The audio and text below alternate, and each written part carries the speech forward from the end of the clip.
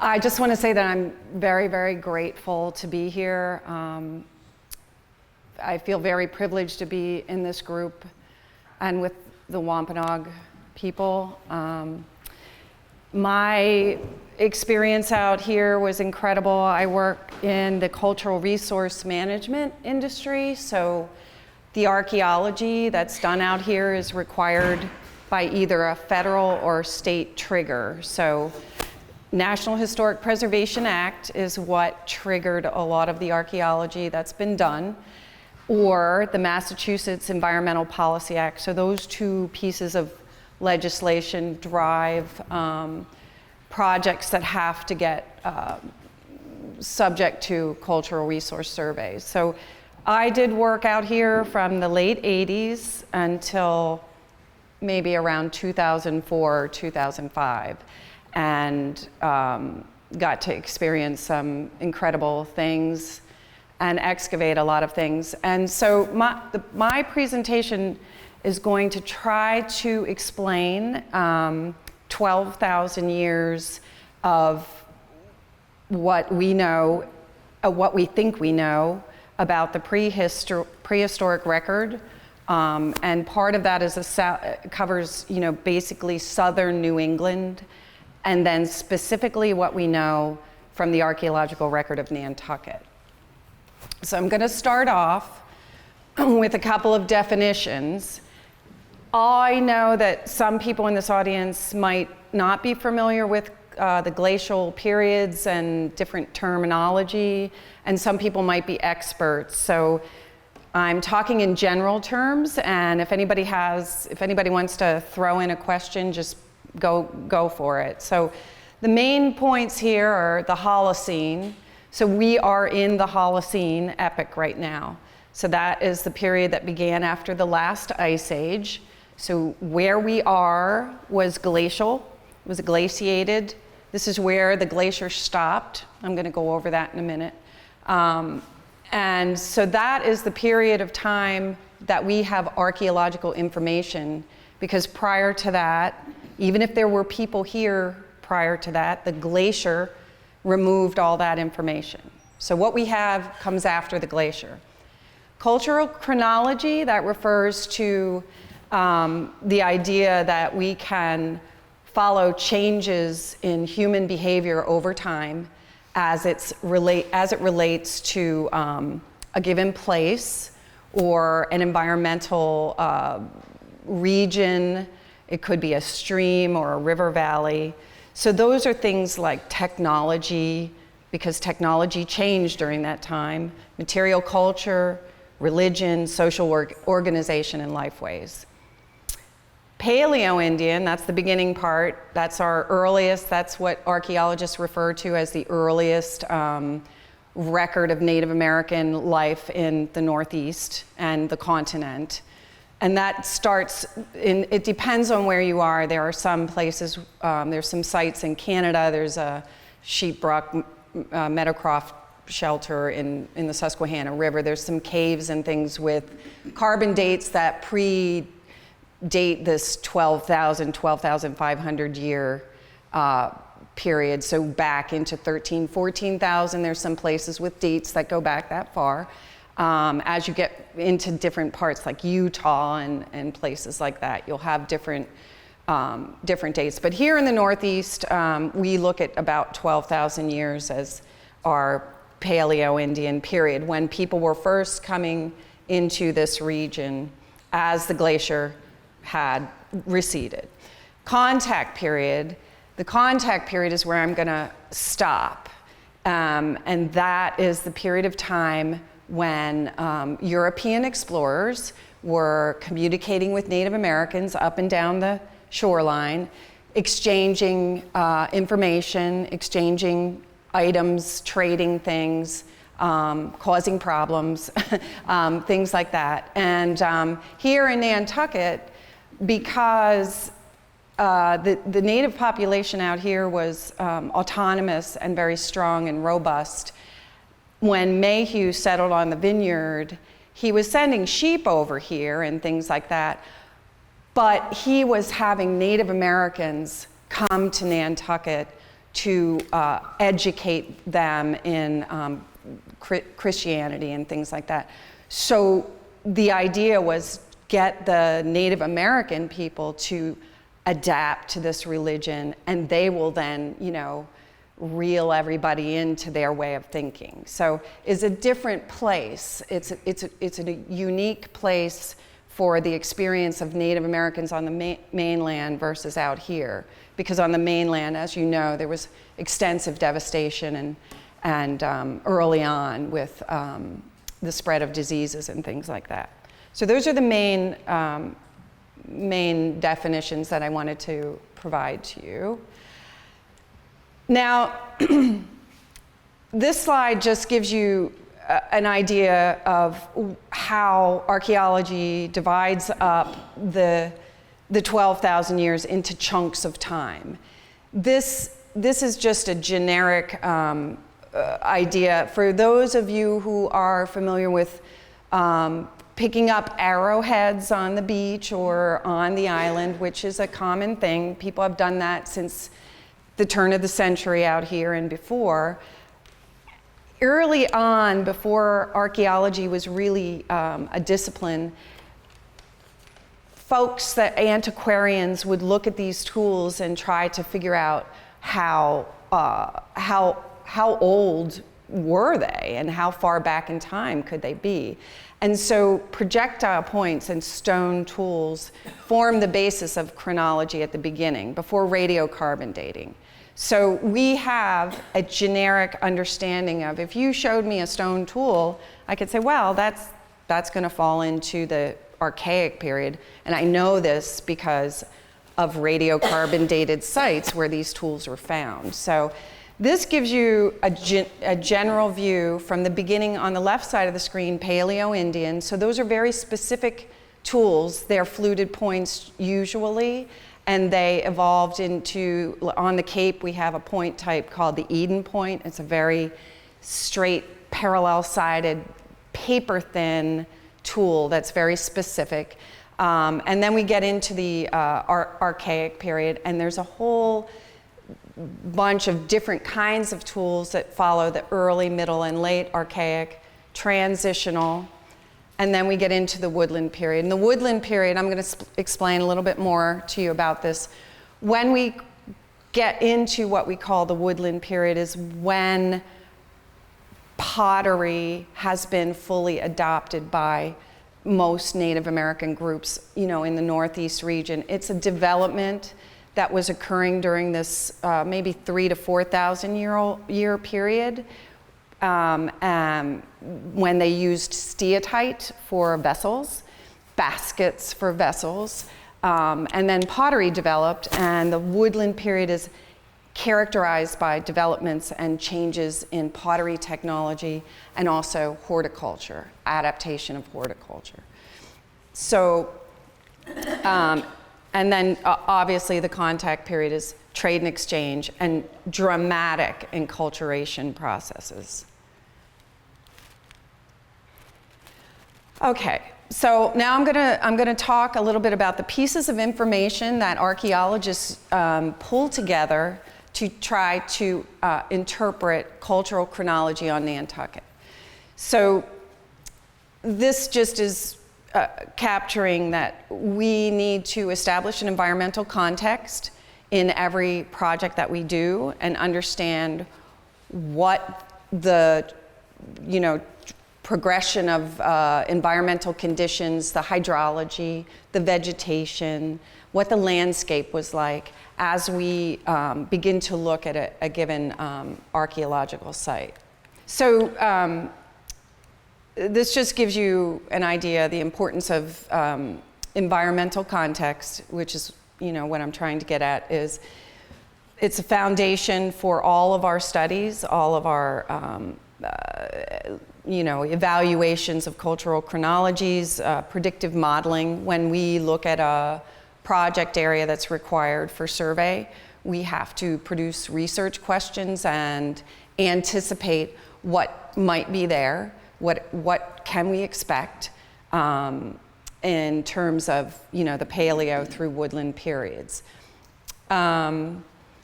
And then, so environmental criteria and human adaptation, they guide the archaeological investigations.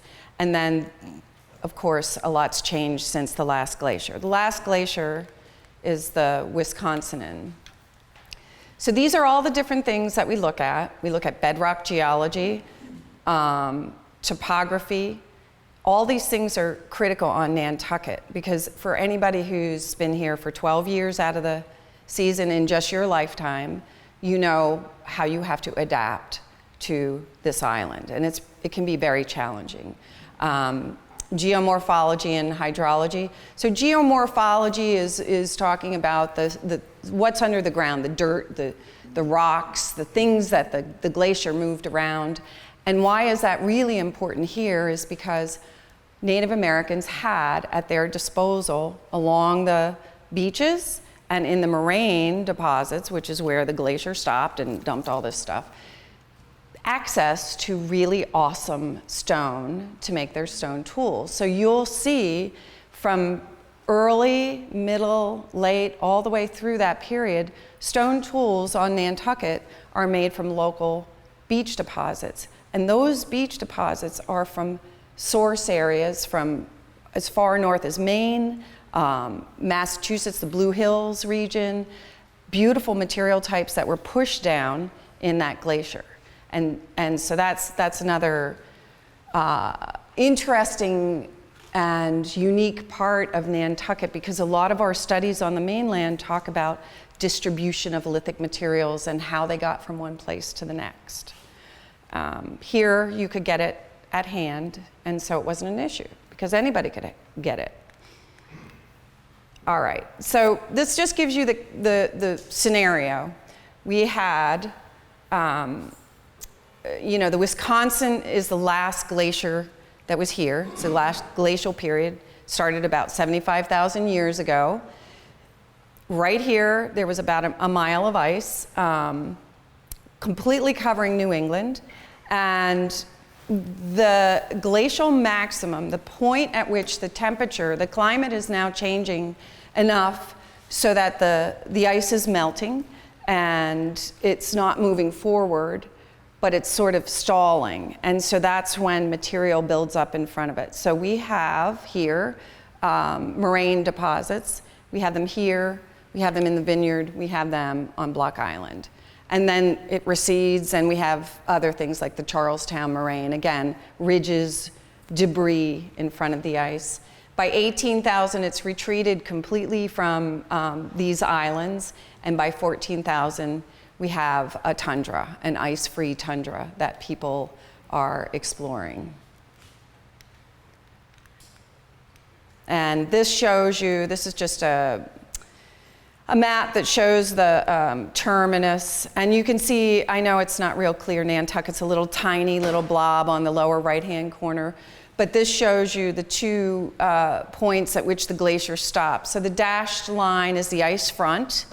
So out here on Nantucket, we have these swampy areas. They're called, they're ice contact slopes, and they're like mushy, swampy things. And then we have the outwash plain, which is on the far side of the island. That's a flat, braided, you have braided streams, Maya Comet Stream, all the different streams that run out to the Atlantic Ocean. That's the outwash plain.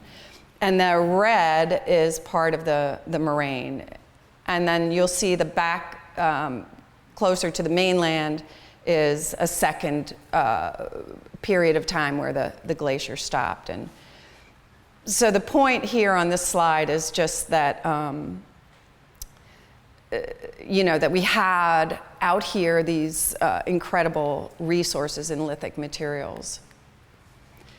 So now this slide, I know there's a lot of text on here, but I'm just going to review it quickly. This is another important piece of our archaeological analysis of a site, is that we have data that tells us how the vegetation changed along with all these other things. And this is sort of captures what has been gathered from pollen core data. And so pollen cores in bogs and swamps can give you a very precise indication of what was growing how it changed, what the hydrology was. So in that 12,000 year time, there's dramatic climate events. There's periods of time where things dried up. There's periods of time where the vegetation completely shifted from one type of forest to another. So we do have this tundra out here, which is a harsh environment at the beginning, right after the glacier.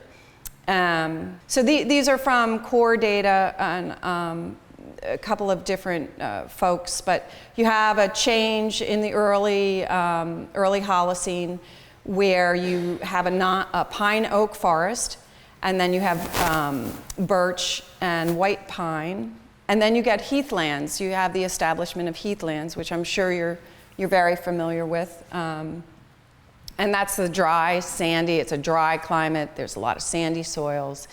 And then we have a divergence from the Cape where we start to get these hardwood taxa around 5,500. And that's corresponding with the slow, there was sea level we started out, sea level was 300 feet below the level that it is today. So when that glacier left, you could walk to Nantucket.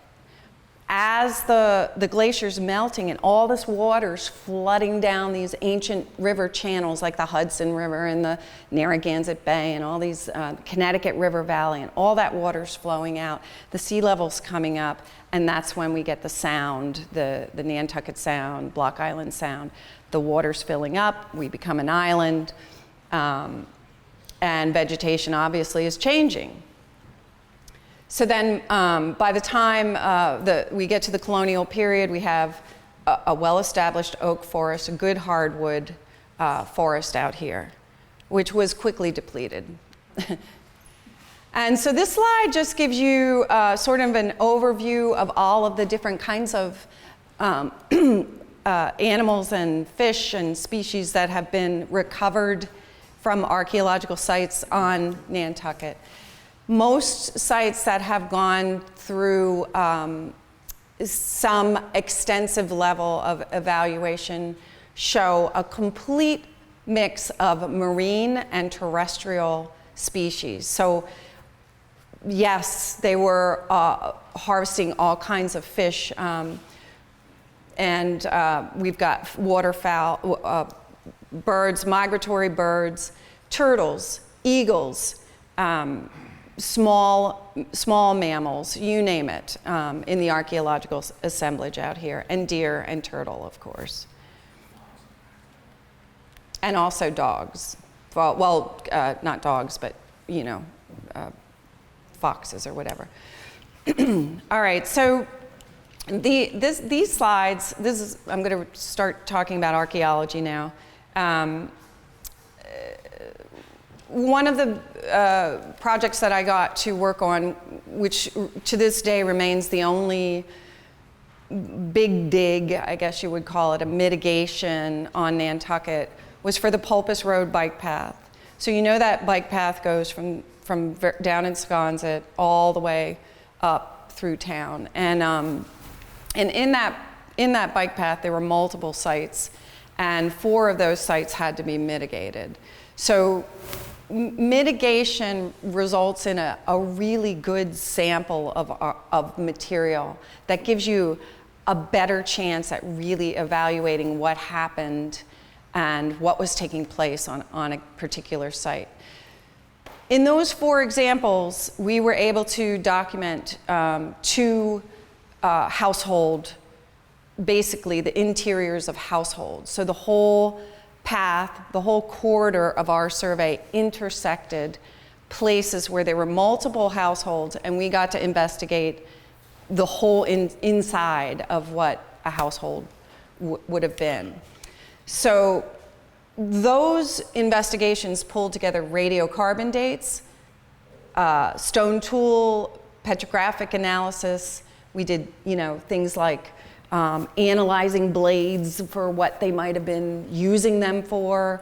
Phytoliths, they are little opal silicates that fall into the dirt and they come from plants and they tell you what was growing there exactly because they're opal silicates. So unlike pollen, which floats away, you know when you find phytoliths that you know what was growing there. Wood species identification. So charred wood, we were able to actually figure out what the wood was. Faunal, that's your bones, and bone appetite analysis from Betty. All of that information helped us learn about what people were doing here at different times in these households. And then other kinds of things down here, soil chemistry, sediment profile morphology, and lipid and protein. You can get lipids and proteins off of stone tools. You can do blood residue analysis. You can actually figure out what was killed with the stone tool if you have the blood residue. Blah, blah, blah, blah. I'm sorry. If anybody has any questions, please ask. So now, here's what we've got for the cultural chronology, what we've pulled together. When we're looking at the early Holocene, the Paleo-Indian, the early Middle Archaic period, that's about 6,000 years. The glacier's gone, your tundra, you have people, you have migratory terrestrial species that are going up and down this tundra, and people colonizing, learning, figuring out where they can live. And we do not have any radiocarbon dated sites out here that fall into that period. We don't have any sites that have been excavated that fall into that period. But because of Betty Little's work, when she was a graduate student, her goal was to try to cover the whole island and model what information that NHA had in their archives. She encouraged local collectors back in the 80s to donate their collections to the NHA, and then she inventoried all of them. She actually figured out from all of these artifacts, well, which ones are Paleo, which ones are Middle Archaic and Early Archaic, quantified them, and then looked at the distribution of where they are to try to make statements about, well, Paleo-Indians might have been living here on Nantucket. So that was a tremendous contribution to our understanding of archaeology out here, because everybody collects artifacts. I mean, not everybody, but most people do, and most people keep their artifacts, and those pieces of information, locational, even if it's a spot on the ground that correlates with a tool that's 12,000 years old, it's information that doesn't get into the hands of researchers that would like to know, you found that? So every time I came out here, I'd be, hey, there's a neighbor, can I talk to the neighbor? And did you ever find anything, and pull that information in. So this just gives you a picture of the few reported early sites that we have.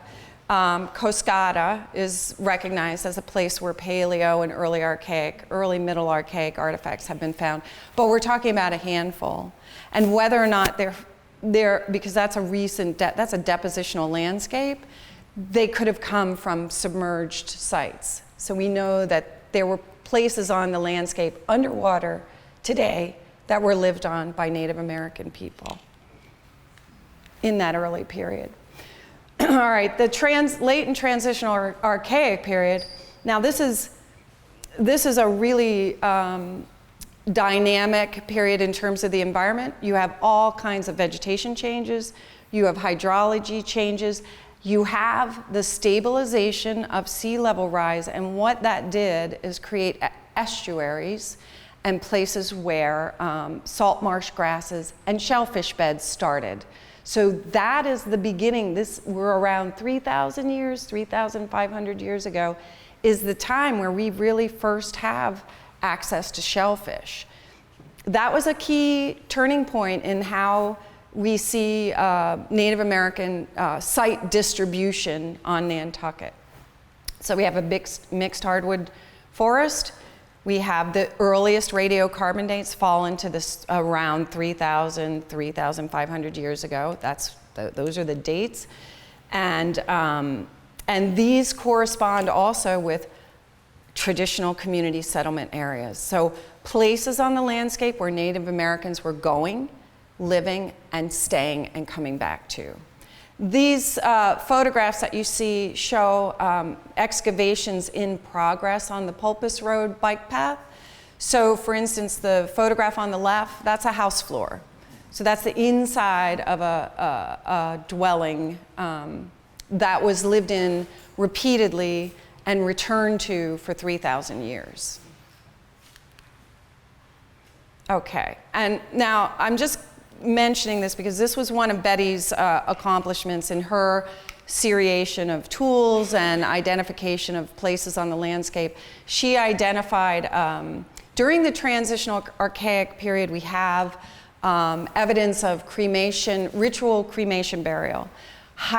This is, some people in the Maritimes region would call them the red paint people, or red ochre burials. So they're secondary cremations. It's a tradition of cremating the deceased and then having a ceremony with those ashes in another place. And in that other place, people would bring beautiful artifacts and contribute those artifacts to their loved one in the process of burial.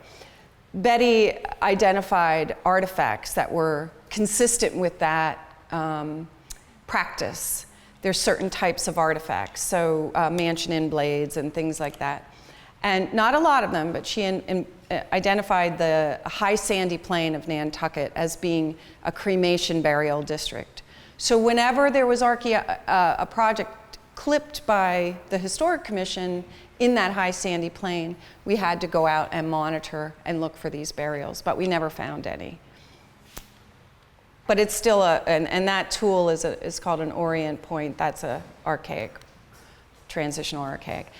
So for the woodland period, that's where most of the lion's share of the archaeology comes, because now you have people settled and staying in these communities or coming back to these communities repeatedly.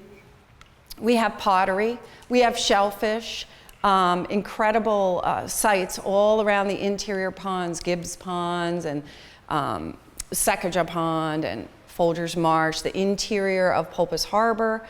There's large established communities of Native Americans. So we have the radiocarbon dates falling in this time period, and community gardens forming. So we know that also from the archaeology.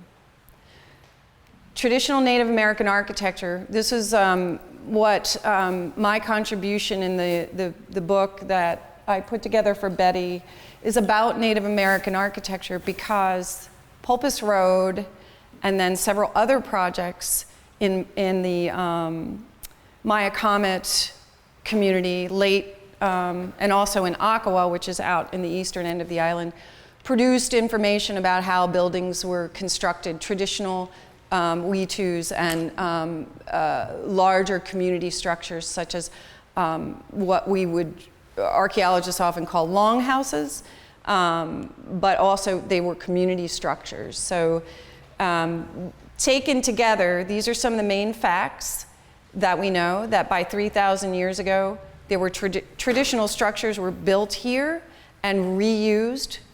And the reason we know this is because the archaeology showed interior ridge support systems that stayed in place. They didn't move.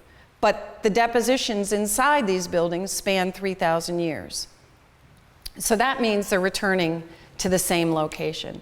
Secondly, or thirdly, most of these structures are articulated with topography, so they're taking advantage of slope, a very conscientious decision about wind, weather, stability, location, all those things. And then also use of shallow builders' trenches. So we have a lot of structures where you'll have a linear builder's trench, just like you would have in a historic structure, where they're digging a trench to set in stable structural posts. And then one of the other things that I learned after doing a lot of archaeology out here is that Pennsylvania sedge, which is growing in various parts of the island, was used for matting and insulation. And that's pretty interesting information. I actually was able to, and that's Pennsylvania sedge dried up in the, in the lower right-hand corner. But that material was excavated from interior structures in the Maya Comment area. And they also, once I learned this and figured out that what this material was, and that it was in contact period sites in Maya Comet, it was a criteria on other projects where if you see it growing today, it would be a marker of a residential location because the seeds are propagating themselves from old sites. And this just gives you, this is just a slide that shows the radiocarbon dating span and how those two sites, so the one from Sacajah Pond, so on the interior side, on the interior of Sacajah Pond, and on the interior of Folgers Marsh, those were the two major residential structures that we were able to fully investigate. And all of these radiocarbon dates, this is the lion's share of carbon dated material on this island, comes from these two sites. We don't do radiocarbon dating unless we get to an advanced state. And you can see these dates span the last 3,000 years. So now for the contact period, this is where I'm going to close my talk.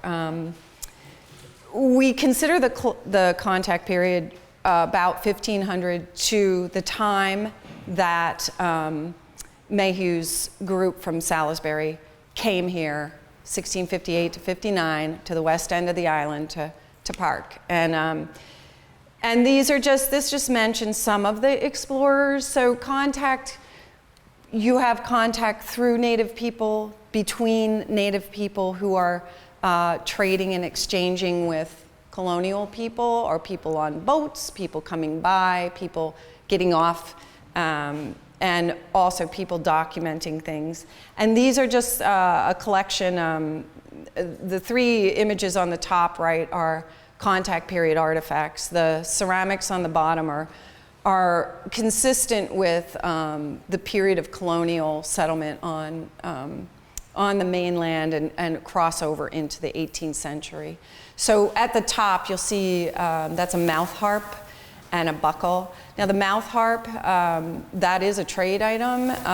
There's a contact period burial in Bristol, Rhode Island, that called Burrs Hill, and there was a exact same piece in one of the burials over there. Kettle parts, those are common. Pipes, kaolin pipes, old, early white clay pipes that came over from England. There's a gun flint in there. So we had, jasper and chert coming from European locations coming over and being used in those, in that trade. And by 1659, when the settlement occurred, this is what Betty, who had gone through all of the Native American deeds in the town land evidence records, she was able to put together an idea of where the main sachems were and what their territories were, because they held land in 1659. They were writing deeds. They wrote their own, many of them wrote their own deeds, and they were holding on to rights to things like drift whale rights. So if a dead whale washed up in their territory, it was their property to distribute amongst, their community and between other leaders. So you have the basic groups of individual, the main sachems in 1659. And by that time, the ethno-historians are writing about Christianized Indians on Nantucket and how many there were and where they lived. So, and I'm not gonna that each one of those topics is, is endless, and there's so many facts and so many little pieces of information involved in that. But I'm going to terminate my discussion at the point at which these Europeans came over here to this island.